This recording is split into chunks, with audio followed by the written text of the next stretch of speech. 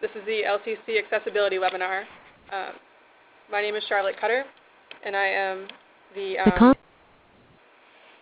I'm a program officer for the Local Cultural Council program here at the MCC, and I'll be moderating this webinar. And as you can already see, it's my first time running a webinar and only the second time for the LCC department, so we're having some technical difficulties, or at least we did, but hopefully everything will go smoothly from now on. So before we jump in, I just want to go over some logistics for the webinar. I'll go over who's in the room in the next slide, but all your phones are muted, so that way if there's a dog barking in the background or whatever, don't worry about it. No one can hear it. But if you do have a question, there's the chat function that you can use, and we'll address questions either during the webinar or at the end, probably at the end. And we are recording, so we will have a recording of the webinar available for you afterward. And there will also be a survey about this webinar and future webinars. I'd also like to mention that Jennifer Atwood, who's the program manager of the LCC program, is in the room. She won't be speaking, but she'll be moderating your questions. So if you do have questions, keep in mind that she's here as well. Okay, so here are speakers tonight. I'm speaking to you right now, so I'm a program officer at the MCC, and I'll be going over some resources that the MCC already has, in addition to our accessibility guide that's on our website you might have seen. Charles Baldwin of our UP, which is Universal Programming Initiative, will give us some background and some tips for thinking about accessibility. Neil Gordon of the Discovery Museum will discuss free programs at the museum that accommodate children with autism spectrum disorder, low vision or blind, or hard of hearing or deaf.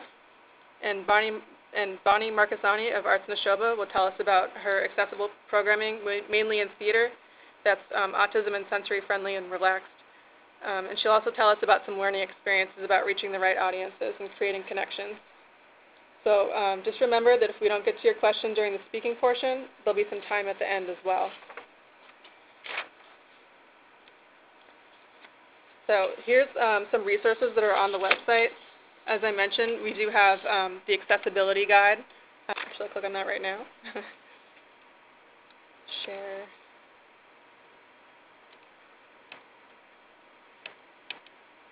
Okay, so I'm hoping you can see. Here we go. Here's the accessibility guide. It's under the Beyond Grant section on the website. So if you go to mass-culture.org and click on Beyond Grants, you'll find it here under Accessibility Guide. So we put this together just kind of as an overview for LCCs when they're thinking about accessibility. The first part is about universal design. Here are some principles of universal design. So when you're thinking about accessibility, it doesn't have to be about ramps or about how many inches do you have open for the door. It's more about universal design, so making sure that everyone can participate in a program without having to modify it. So there are 7 principles of universal design to start thinking about that, whether it's your own programs or grants that you're funding. So that's the first part. I'd also like to mention that since you are a state agency, or you're funded by a state agency, anything that you fund or host must be accessible. So there are a number of ways to ensure that this happens. The first one, of course, is your community input. You can evaluate what your community's needs are and how well you're serving them. Consider adding a question about accessibility, such as an interest in a certain programming, to your next survey or conversation with the public. Of course, when you're thinking about which grants to fund, public benefit is the biggest component. So think about how well the project serves the community. Does it reach its intended audience? If it doesn't, do you know a better way to reach them, such as holding it at a different venue where they're more likely to be there? And one of the most common issues that comes up with LCC funding is venues. They might not be accessible. So in this case, you wouldn't be able to approve the grant, but the project might still be able to happen with a conditional approval. So that would mean, let's say it's at a venue that's not accessible. You say, yes, we'll accept your grant if you hold this at a venue that is accessible. And modification is also an option if it was accessible in the first place, but later on the grantee found that they wanted to change it, make it more accessible in some way, they can do that. And at the bottom of this guide are some resources. You'll see some links, national, New England, and Massachusetts. If you have more specific questions or want to go deeper into the thinking about accessibility, here are some links for you. So back to the PowerPoint.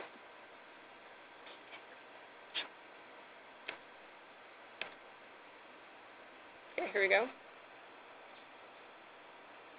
I'll turn the tables to Charles. I can get there. Okay, Charles Baldwin, who's our in-house UP Accessibility Program Officer, who will have more information on thinking about accessibility overall. At the NCC, accessibility has been a big priority in recent years, and we've increased efforts to consider it in all of our programs. So the UP program is only a few years old, and Charles actually joined us this fall. So we're pleased to have him spearheading this initiative. He comes to us with over 15 years of expertise in accessibility initiatives in cultural institutions. So I'll introduce Charles to you now. Here you go. Excellent. Thank you, Charlotte. I am delighted to have this program, this fairly new program at the Mass Cultural Council. And what I do love about this is that it's really looking at access in the broadest of terms.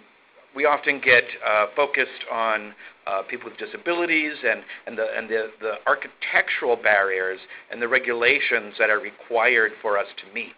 But there are so many ways to really address a mission of inclusion. And so that's how I really think about this new program, is helping organizations look beyond the architectural access regulations and think of that as just the floor, and really look at inclusion as a policy of community and audience development. And that is an embrace of our Commonwealth from toddler to elder, really. When you think about the variety of humans just as we age, that is certainly many different varieties of abilities that occur. So this project, this initiative, is really wanting to be strategic about identifying the populations that may be on the edges of society and using that design to support them strategically that will really help everybody. So the Up Inclusive Design Initiative is just about 2 years old. We have about 30 different organizations that are participating in it. It's threefold, where organizations that are doing it and doing it right can become designated. You can also apply to be a part of the Innovation and Learning Network. This is a series of classes that will help you understand the different environments that you can really work on inclusion. So it's beyond the physical environment, but also thinking about the digital environment and thinking about the policy environment, the attitude environment. So you can become designated, you can join the Innovation and Learning Network, and you can also apply directly for what we're calling user expert site visits. So user experts are people who just by their life experience have become experts in how to deal with their functional limitations in the real world.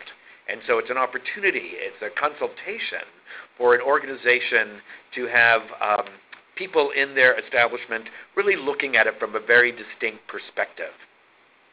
What is so important with all of the UP programs, whether that be the designation, the Innovation and Learning Network, or the User Expert Site Visit, that this initiative really wants a complete buy-in from an institution.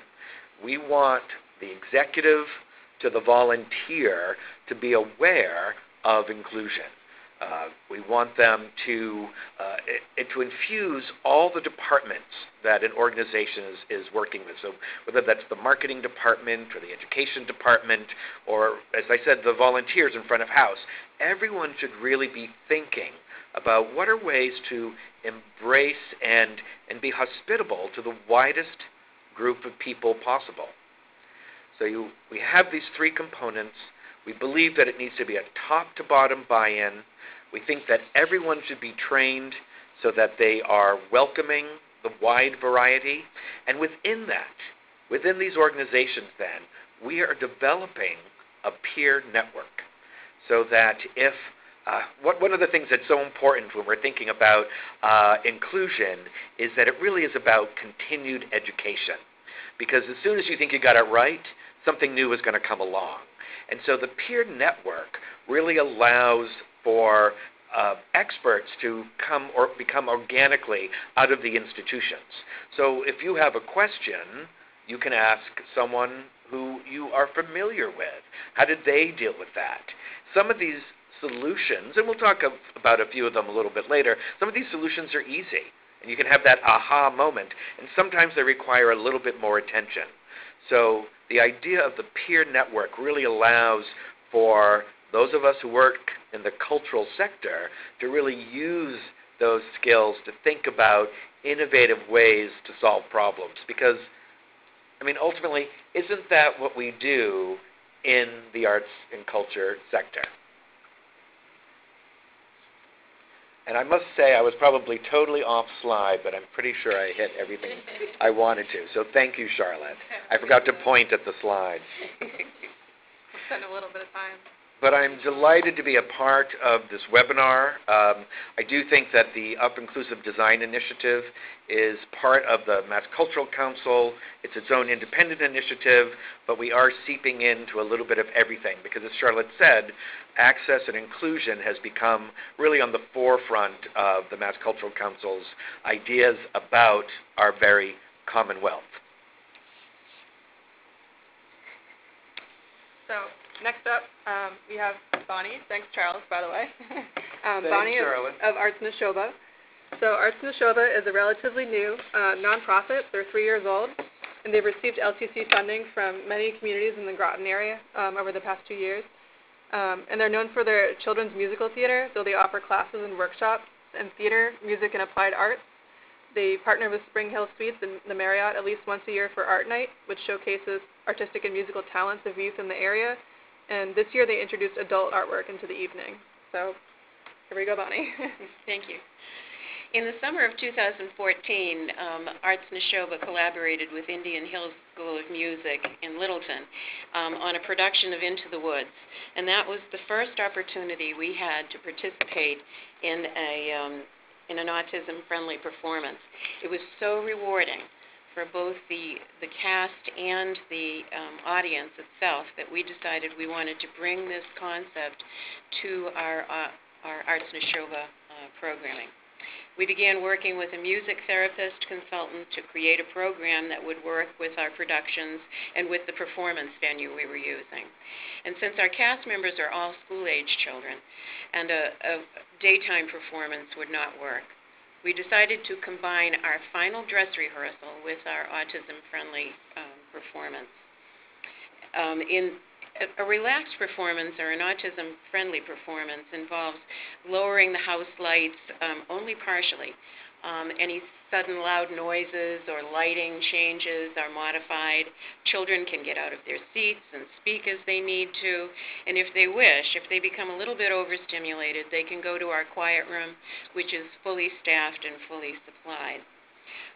Our budget was sizable for a new organization, and we had attended a workshop offered by the Groton Cultural Council designed to answer basic questions for those persons who would be applying for grants, and that gave us the courage to apply for grants. We also noted that some of the larger organizations applied for grants from more than one community. Since funds are so limited, if they could get small amounts of money, they could pool it all together and be able to put their program forward.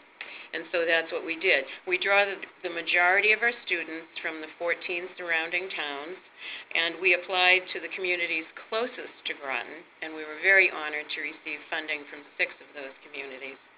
This enabled us to hire our therapist consultant, purchase the supplies for our quiet room, and create a website that now includes a synopsis of the plot and characters of whatever musical we happen to be doing at that time, a section of frequently posed questions and their answers, a written social story with photos that explains what it is like to attend one of our shows. And we also have a 3.5-minute video that actually takes you from the front door of the Lawrence Academy Richardson Me's Performing Arts Center to the ticket table, to the usher, to be seated. It orients you to the theater. It shows you the arrows that are on the floor to help you find the restrooms and the bubbler. It's a visual visit to our venue. Our consultant shared her contact list with us, and we sent out invitations for our first autism-friendly performance, which was Willy Wonka Jr. in March of 2015. And our guests were small in number, but they were large in enthusiasm, and we were thrilled, and we believed we were on our way. In April of 2015, we offered an autistic-friendly art workshop called Creative Creatures in hope of further serving the needs within our community. And in addition to our contact list, we used newspapers. We did have to charge $35. No one registered. We decided, well, perhaps if the event were free, we would be more likely to have people attend. So in the fall of 2015, we wrote grants to a larger number of communities in our area, asking for monies to support The Actor and Me, a drama class for children along the spectrum, and Creative Creatures Winter Wonders, which was just a version of our spring offering. Oh, yes. Oh, that was, okay. We decided, the 2015 grant application process taught us two things. Be in communication with the individual cultural councils, if possible, in order to answer any questions that they may have about your project. For instance, our long-term plan for The Actor and Me is to take it to other collaboratives and schools. We did not write a venue on the application, and this was a hurdle to some of the cultural councils that we were able to address by being in communication with them. And the second thing we learned was to let them know that you'd be appreciative of receiving a smaller amount than you've placed on your application. We recognize that there are many applicants, and a smaller amount from several places will still enable you to put your programs together. And we're thrilled to say that we received funding from 8 of the organizations that we applied to, and we have been able to put our programs together. We continued the autism-friendly performances of The Music Man, You're a Good Man, Charlie Brown, and Honk. And we found that although we had telephone response that was enthusiastic, emails that said we were going to be having 50 people attend, our attendance began to dwindle. And in February, through the Groton Public Library, we did offer The Actor and Me. No one registered. And that explains this slide. Thank you, Bonnie, because I've been wondering about this slide of the ducks with their heads in the water. Yes, well, we now decided we needed a new perspective. Excellent. So we reached out to other theaters. We reached out to one that specializes in all-inclusive casts, others that offer sensory-modified performances to individuals like Charles, to organizations like the Discovery Museum with far more experience than ArtsNashoba. And we learned, among many things, the importance of not becoming discouraged, of partnering with larger organizations to spread the word, of developing relationships with the families of children with disabilities where a trust can be developed. And that last point, we have spoken to many parents, and the numbers are beginning to increase, with our programs. And right here, on April 19th, we once again partnered with the Groton Public Library and offered our new Creative Critters. We had 8 children enroll, and each child left with their clay critters. We had one young lady who preferred to draw her critter, which was the Tin Man. She was quite proud of it. They left with their critters with a self-created critter world and a copy of a poem they worked together to create. And as I spoke to some of the parents who were in attendance, I learned that 3 of the students there were interested in doing The Actor and Me, so we are currently rescheduling that. Through most of my career, I've worked with children and adults who have cognitive, emotional, and physical disabilities. We have licensed therapists that are at each of our events, but I now realize how much more training I need, how much more training we need And it's available to those of us who want to support this amazing group of children and young people. There are conferences and workshops, accredited classes, all to provide us with the knowledge base that we need as we work with a full array, a population that crosses all spectrums. As an organization, ArtsNashoba will continue to reach out to individual families. We have gatherings where we can speak to parents and brainstorm and continue to network. We will continue to have meetings with special education teachers, and we'll be developing a list of contacts far more pertinent to our rural area. We'll work at learning the ever-changing language of autism and other disabilities.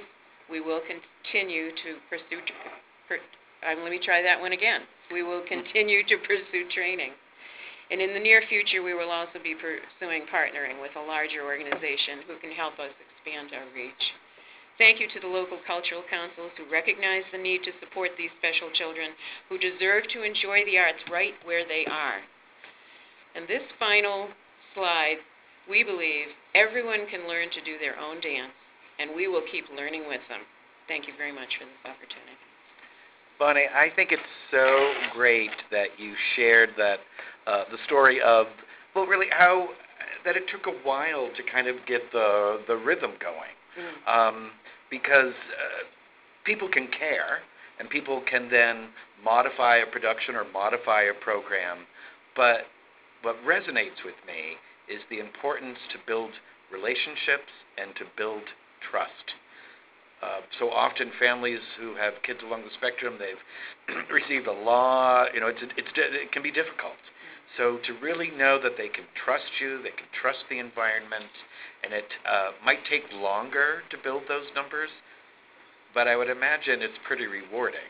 Oh, having 8 children sign up, I thought perhaps we'd won the lottery. It was better than the Powerball. And the expressions on their faces and the joy that they have. Well, it's so great that you shared that with us, Bonnie. Thank you. Thank you. All right.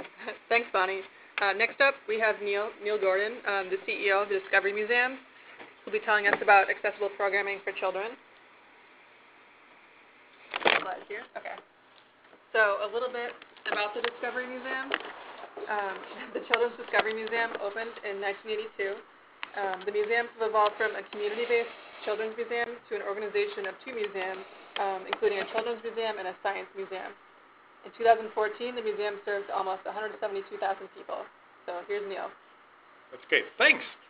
So I'm really excited to be here. I'm talking from the perspective of someone whose job is basically to organize and run the museum. And, my expertise is in that, which is sort of less than Bonnie's expertise in actually making these programs work. So hopefully I'll say something useful, but I'm kind of thrilled to be in the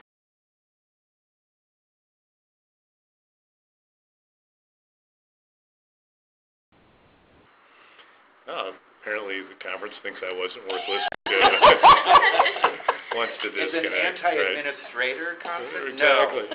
No. So Charlotte mentioned the museum was founded in 1982 with a mission to inspire enduring curiosity and love of learning. And the means we do that is interactive discovery, hands-on inquiry, and scientific investigation. So we serve both families and schools, primarily throughout eastern Massachusetts. And our commitment is to informal education that enhances classroom learning.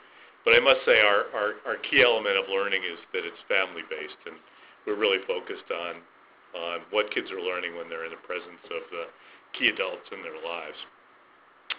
Our hands-on, playful exhibits have been developed by professional educators. They inspire curiosity, exploration, experimentation, and imagination. They allow children and adults to discover the world together. So creating accessible learning opportunities and reducing achievement gaps, particularly in the sciences, through meaningful partnerships with community-based organizations is a critical part of our mission. As Charlotte mentioned, we served approximately 170,000 people last year. About 140,000 of those were on site, and approximately 30,000 we served in classroom-based hands-on science throughout eastern Massachusetts. Of that 170,000 people we served, more than 25% of those people, over 40,000, came to the museum either completely free or virtually free over the course of the year. That's a number that we're particularly proud of, a number that has doubled in the last 4 years. We did this all with a staff of 12 full-time employees, but with the help of more than 375 volunteers. We're pretty happy about how efficient and streamlined we are as an organization. According to the Boston Business Journal, the Discovery Museums ranked #1 among Massachusetts museums in the number of people served per budget dollar.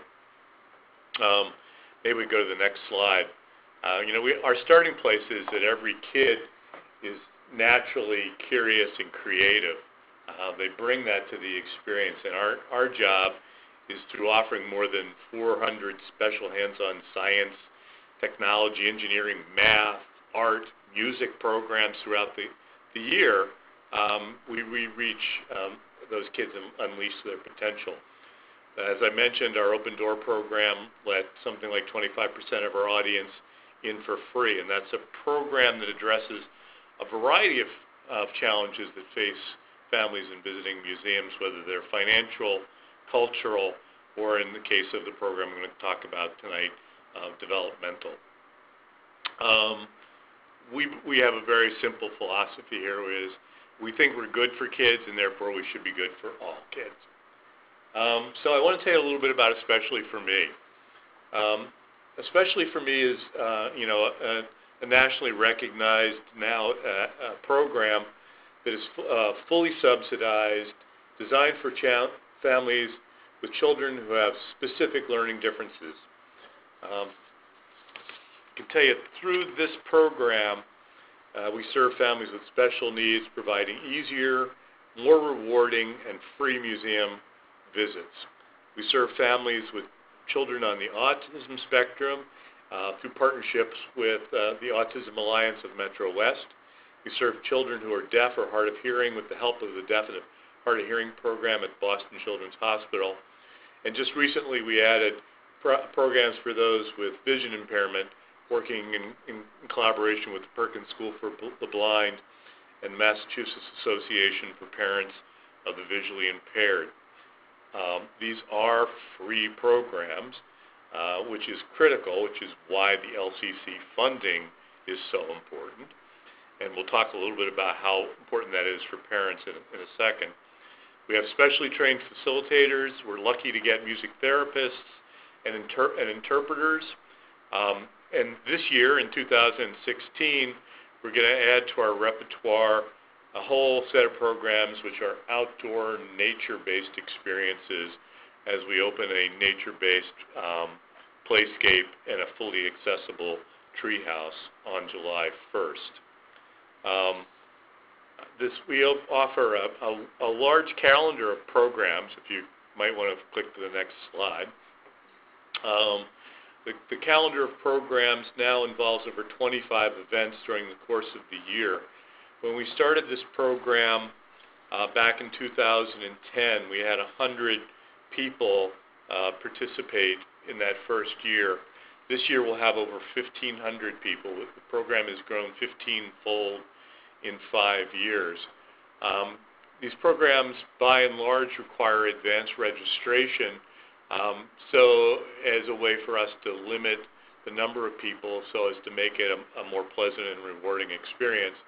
I mean, the challenge of doing that is that by requiring registration, you're sort of not leaving a lot of room for the fact that families' lives change a lot. So we actually have a fairly high no-show rate for these programs, which is completely fine.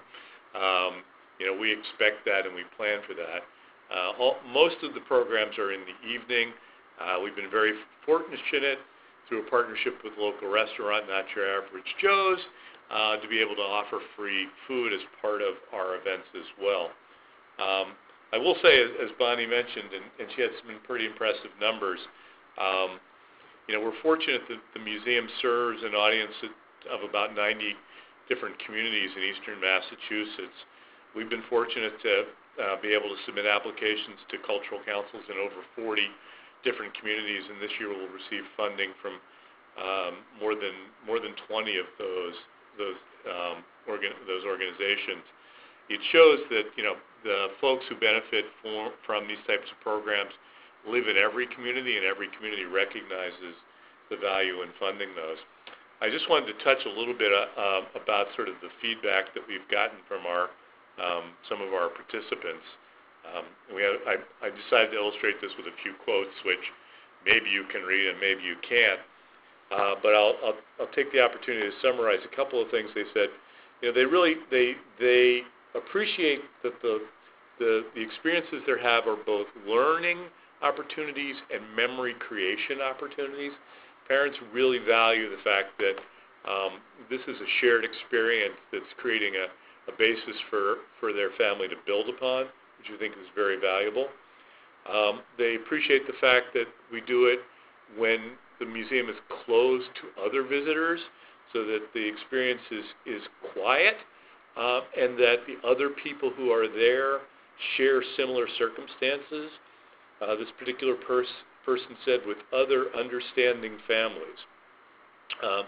Another person said that they like being in the space with other families who share their struggles, and that their kids just enjoy being there to learn.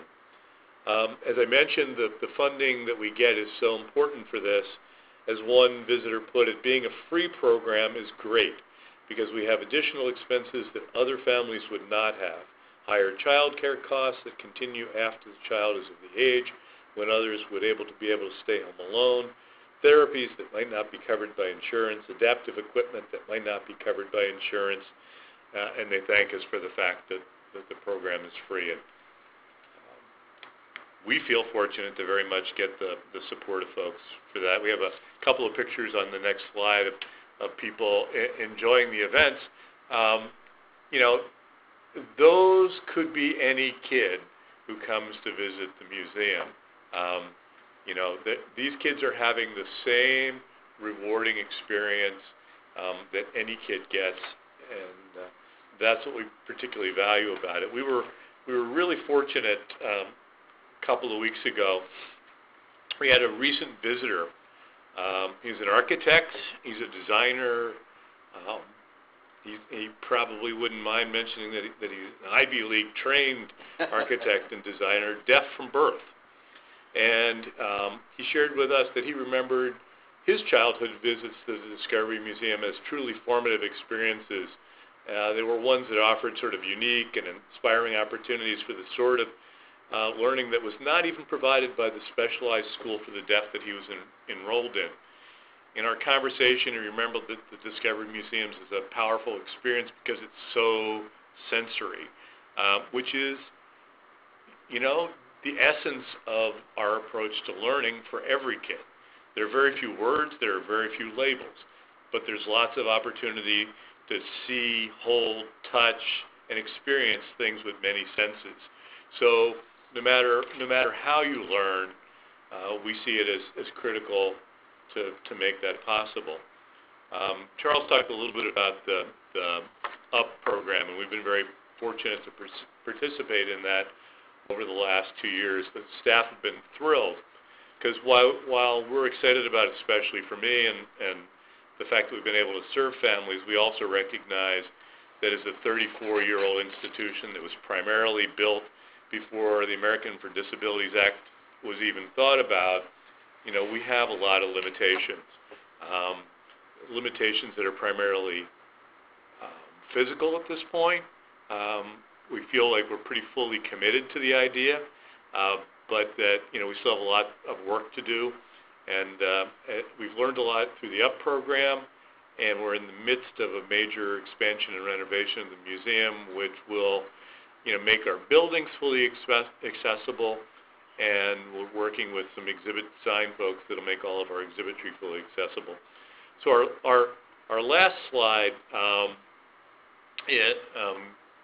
is an illustration of something that we think is also part of our role.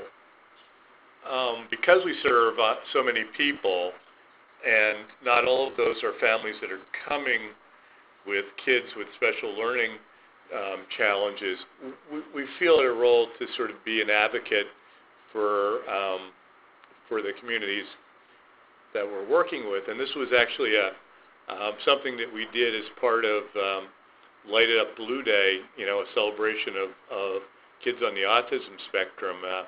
And this particular picture, if people have been to the Discovery Museum, they know that Bessie is usually green. But we in fact paint Bessie blue every year and put on blue lights for her at night. In this particular picture, this may be not political given the current governor, but this is a picture of a couple of years ago. The former governor, Deval Patrick, came out and helped paint Bessie blue as part of Light It Up Blue. So that's where we are, and I'm looking forward to conversation here. Well, I think that, we are going to open this up for questions. So for our listeners, now's the time to jump on chat and ask your questions. But I think that's a perfect segue. I mean, there's a lot that I want to talk about, but it's a perfect segue to talk about the importance of funding. With the current Mass Cultural Council budget cut and our goal to have it grow, your program speaks not only to, the economic sort of the creative economy that occurs, but the population of people that we're talking about do have additional expenses. And while it isn't always part of the conversation that I'm creating because of the UP program, I do think that one of the first means of access is affordability. And so I commend you for that, because that really does mean that all kids have the opportunity.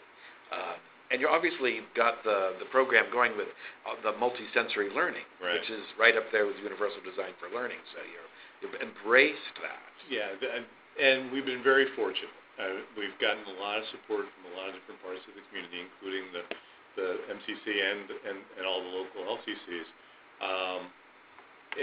But I think people by and large recognize that programs like what Bonnie is doing and what the museum is doing are sort of critical if we're going to have every person realize their full potential. We've got to make things that are rewarding learning experiences available to everybody. I like the story of the young man, the architect who was born deaf and had educated, because it speaks to you never know what a young person's going to get out of an experience. And it's our job just to provide an equitable opportunity for every kid to have the experience. Not everyone's going to grow up to be an Ivy League architect, but how wonderful to strive to be the best that you possibly can be. And I certainly do believe that arts and culture provide so many multiple entrances for learning. And that's the beauty of arts and culture for every kid is it gives multiple entry points, multiple ways for them to approach the learning, to approach the experience. And if you do these things in sort of multi-dimensional, multi-sensory kinds of ways, every kid's going to find a hook. Every one of these kids is already sort of very naturally curious. They're great learners. They're naturally creative, and we're just giving them a chance to explore that. Love that. We have some questions? Yep, we do. So one question is, Bonnie talked about some of her learning experiences and putting together these programs, and what about you, Neil? Yeah. Actually, one of this whole issue of listening to your audience that Bonnie brought up is really, really critical. We survey the people who take part in our program after every program, and in fact, a couple of years ago, we were starting to see a decline in attendance. And what we found was that as we grew the program and added more programs, we were beginning to add things in times that were less convenient for people, times of the year. We actually found that most families want to do these in sort of the first half of the year more than the second half of the year. Don't ask why, I don't even know. But as a result, we rebalanced our schedule and do more at one end than the other. We used to do them all, now I'm not sure, on Friday nights. And we started adding other nights of the weekend. We do find that the evening things that we do have more attendance because more, the whole family is able to come. If you do things we do during the day where there maybe is only one parent available, it's more challenging. So that's an important part of it. And we also found that the different kinds of programs like therapy dogs or art or music are also something people really value. So we've tried to make sure that our evenings have all those sorts of things as well. Well, I think that the key thing is that we don't exist in a vacuum. We are part of our community, and it's really about actively listening or asking questions to engage in true dialogue, because that's where you're going to learn what your community wants or needs, and you can meet those expectations. We're a flexible, innovative crowd. Yeah. One of the other things that was really important for us, we're a children's museum, a science museum. This was, I wouldn't say a new audience for us, but was an audience that we didn't necessarily know as much about. So having the partners, and the Autism Alliance, the program at Children's Hospital, Perkins School, having those folks involved because they know what we should be doing, and they were the folks who did the training for our staff, but they also know the families. And in fact, we had an experience with one group that we're serving where there was some staff turnover at our partner organization, and we actually saw attendance drop off for a while just because that connection wasn't quite as strong.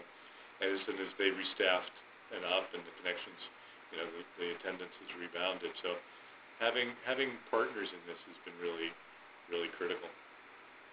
Actually, that's a good lead-in to the next question. Bonnie talked about how she got funding from a lot of LCCs. The support was really important. How can LCC support accessible programs beyond just funding grants? We spoke when we were preparing today. We were talking about some of the receptions that the local cultural councils have had.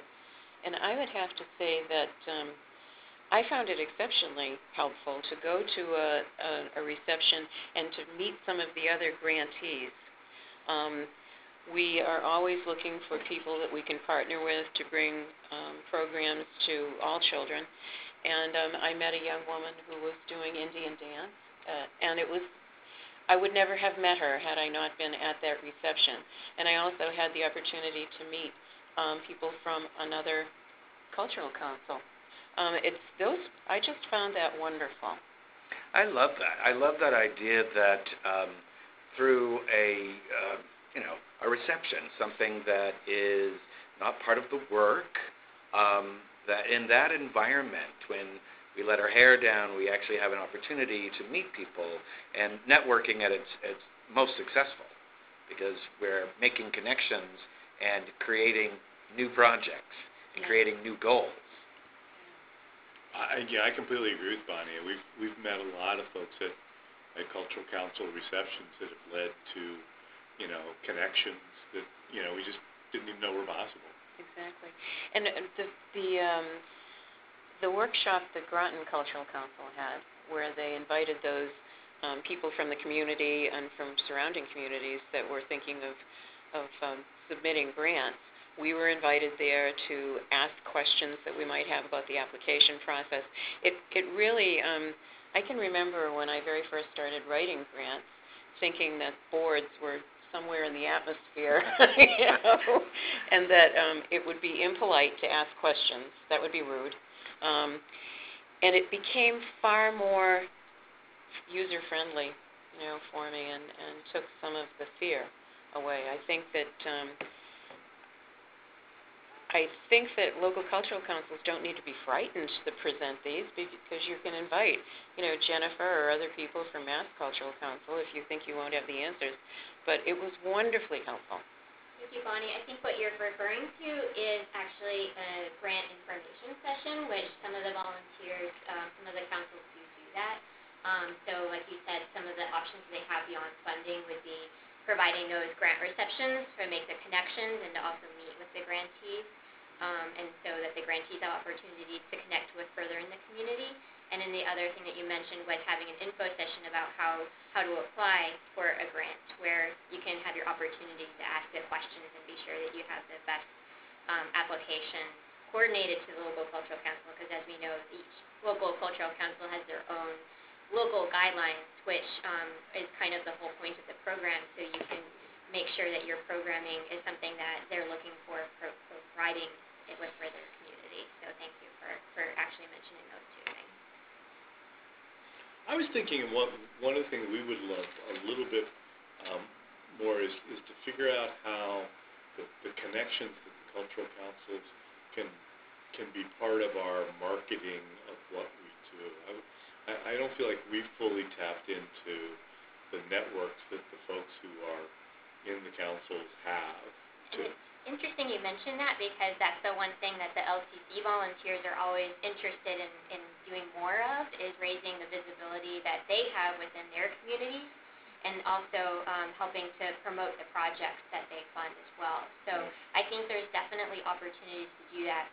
Of course, every grantee has to meet the credit and publicity requirements, but those are very minimal. Of course, there's, I think, lots of other opportunities out there. For example, I know that the Franklin Cultural Council, actually the Weston Cultural Council most recently, they did a series of videos of each of their grantees where they interviewed the grantees. And I know you were one of those videos, Neil, so I just wanted to do a little shout out about that for anyone on the call or hears the video afterwards who hasn't had a chance to see those videos. I think it's a really great way to promote the work of the local cultural councils, and especially those programs that they're funding through those programs, is doing these little videos that were actually also on the Facebook page as well. Oh, we have a question. Sorry, do you want to... Well, I'm going to just jump in briefly and sort of respond to that, because I do think that marketing and promotion looks very different now than it would have 10, 12, 15 years ago. And so the DIY, the do-it-yourself movement, whether it's the video or the postings, things that have an online life that will, you can create it, you can share it, and it will live further and farther than you might have intended. Right. So our question is from Mary in Topsfield, who's actually looking to find tips or suggestions for accessible landscape design, building partners north of Boston. They're trying to build wheelchair accessible gardens. Wow. Wow. Well, Any... can I say a name of a firm out loud? Am I allowed to do that? As long as you're the one endorsing them and not us. Yeah. We're building an accessible nature-based play area. We're working with a small firm out of Concord. The name of the firm is Lemon Brook. The principal in the firm is Jennifer Brook. And, you know, we've had nothing but a positive experience, and I would completely recommend being in touch with Jennifer. My other suggestion would be Tower Hill Botanic Garden is working with us this year. They have a garden within reach. They've been working really hard on creating natural environments that are accessible, and I'm sure that if you reached out to them, they would be able to tell you who's been doing the work. I would also just mention at the beginning of the webinar, on the accessibility guide, there was a link to New England, Massachusetts, more accessibility organizations. They might also, if you contact them, they might be able to provide you with a little bit more information about who to contact in your area. So we're just at about time. It looks like we don't have any more questions for now, so we'll wrap up. This next slide is just our contact information. Since we'll be recording this, we'll send this to you, but if you have any questions after the webinar, feel free to get in touch with me or the other speakers. And we have a survey at the end, which is the next slide. So we have a survey that we'll send to you as well, a post-webinar survey, just to talk about if we met your expectations for what we were going to speak about, and some ideas for moving forward so we can provide you good material. So thanks again for joining us tonight, and as always, thanks for your hard work as volunteers. We really appreciate it. And we're about to sign off, so have a good evening. Thank you, Bonnie, and thank you, Neil, Thank for you, joining Bonnie and us Neil, as well. here in our webinar cloud.